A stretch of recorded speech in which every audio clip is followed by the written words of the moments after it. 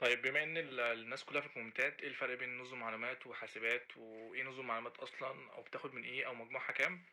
عموما نظم معلومات هي ام اي اس مانجمنت انفورميشن سيستم.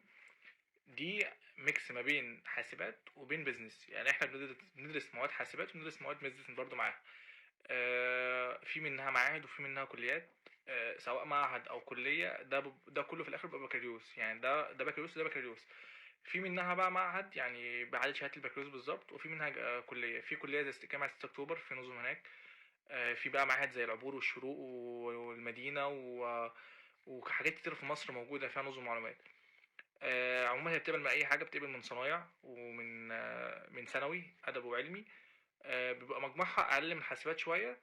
هي مش متعمقة أوي زي حاسبات في لغات البرمجة، بس هي بتاخد برمجة فعلا، يعني احنا بندرس برمجة وبندرس مواد بيزنس زي مثلا محاسبة والكلام ده كله، بندرس برضو ايه، برمجة، ال HTML، الجافا، سي بلس بلس. في حاجات كتير في البرمجة احنا خدناها وما زال يعني لغاية دلوقتي بندرس برمجة عموما. ده غير كده ان احنا عندنا في الجامعة عموما معهد العبور،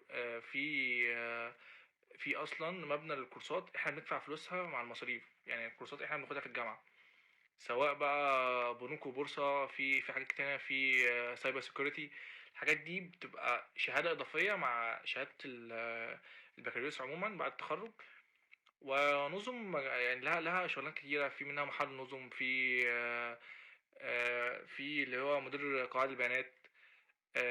برضو بلس احنا ممكن، يعني لو حد مثلا عايز يشتغل في بنك، احنا برضو نقدر احنا نشتغل في بنك بنظم. احنا اصلا بندرس مواد بيزنس زي مثلا محاسبة، إدارة أعمال، الحاجات اللي هي المواد بتاعة التجارة اللي بتدرسها احنا بندرسها كمان. فاحنا متاح لنا حاجتين، يعني ندخل في مجال البرمجة عموما، ان احنا بندرس جزء من مواد علوم حاسب اللي هي حاسبات، وبندرس جزء من مواد بيزنس اللي هي إدارة أعمال. فاحنا كده في الحالتين يعني ممكن متاح ان احنا نشتغل في حوار، ندخل نتعمق في حوار البرمجة ده. ممكن برضه احنا نفضل في حوار، نشتغل في بنك او الحاجات